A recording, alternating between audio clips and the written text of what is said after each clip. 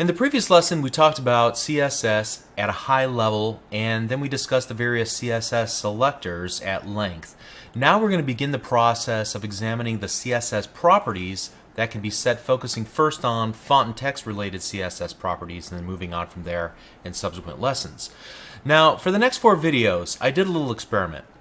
You can use what I did, or I would encourage you to spend a few days and take the approach that I took and do the exact same thing on your own. But I basically went through almost every single CSS property and then I created a cheat sheet for it. And so I created a few web pages, one for each video in this case, and that utilized the actual CSS properties and all possible settings so that I could ensure I knew what I was talking about for this video series. It was a great learning experience. I highly recommend you do the same. It is time consuming, but what you need to do is find a website, a book, something that references every single CSS property, and then begin just typing out like I did. Here, let me show you the source to this. Actually, this will be in its own folder by the time it gets to you. But you can see what I did here. Very simple. Just created a heading and then styled number of paragraphs. In this case, I used inline styles. Again, I wouldn't recommend that you do this in a real application, but in this case I just wanted a quick down and dirty way of getting that style information into every paragraph without having to find 1,000 styles in an external style sheet. Okay, so I just used the inline style attribute, and so you can see here where I've set the font family to various fonts, the font sizes, font weights, and so on, and just went through and created this cheat sheet for myself. And now I feel prepared to have this conversation, and then also it was a good refresher for some things that I'd already known. But what I want to do in the course of this video then is just review this cheat sheet that I created for myself and call your attention to several properties that might need a little elaboration. For example, we can start with the font family. The font's typeface is called the font family. In fact, you can stack them, although I didn't do that here in this. You many times will see them stacked like you see on the screen right here. And the reason you stack them is to make backups for selection. So the browser, if it doesn't have access, for example, to the Arial font, it'll look for Helvetica. If it doesn't have access to the Helvetica font on the person's system or device, then it will look for any sans serif font. And so this is a means of just stacking up the fonts, making sure that there are adequate substitutes in case somebody doesn't have a specific font on their system. All right.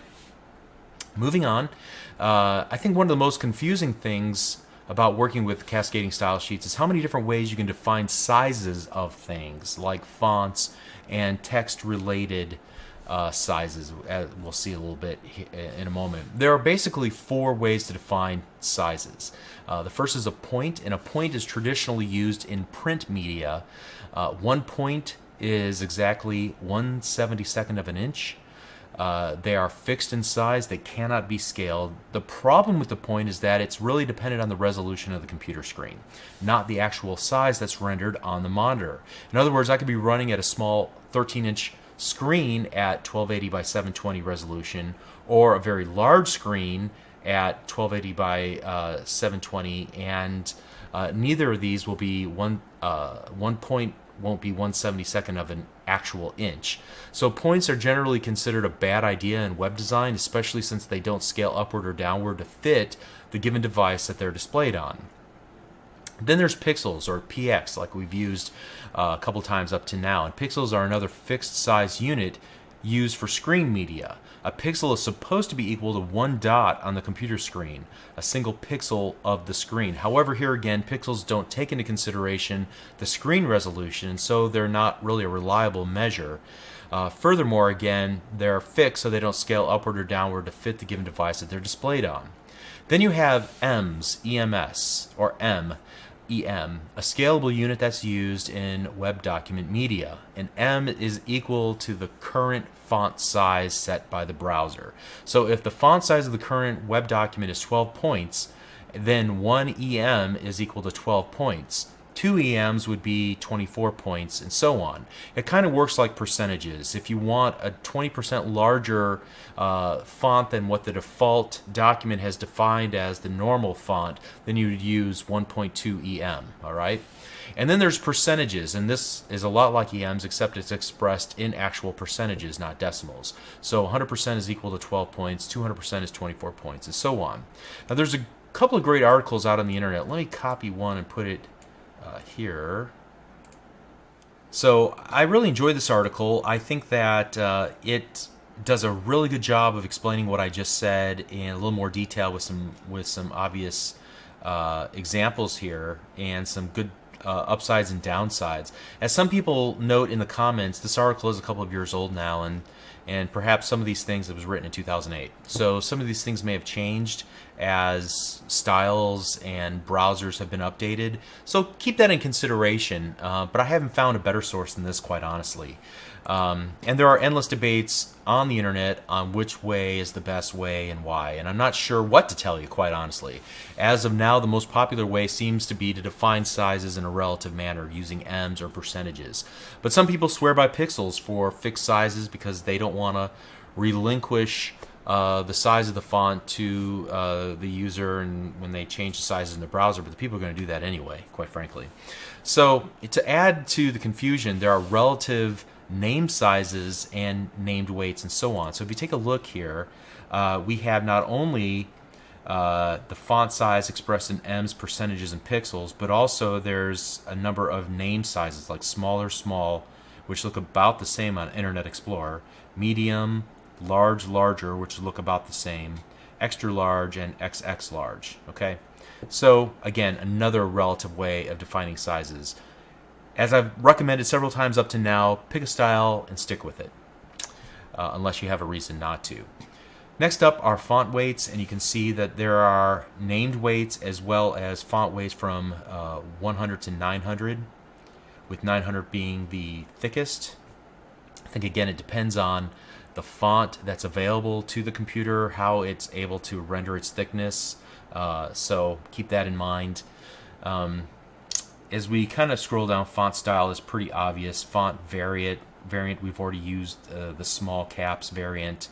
Letter spacing and word spacing, just expressed in ems, how each letter should be spaced or each word should be spaced between each word.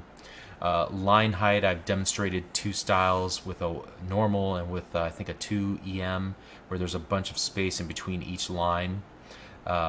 Text transform, uppercase, maybe that's one that I used in lesson 3, I can't quite recall.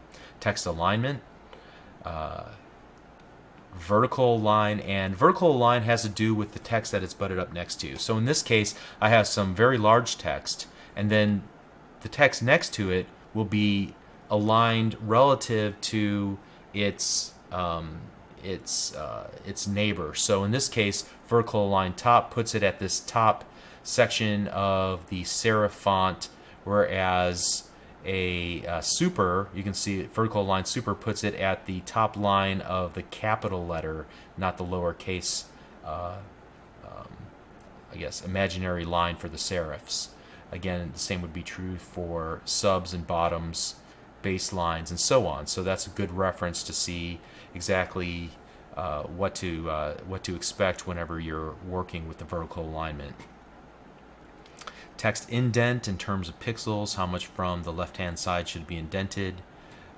White space, there are 3 settings: normal, pre, and no wrap. Pre will include any empty spaces, white spaces, in the rendering of it, and will not wrap to another line. No wrap ignores the white space and will not wrap to another line. Okay, so that's the difference between those two.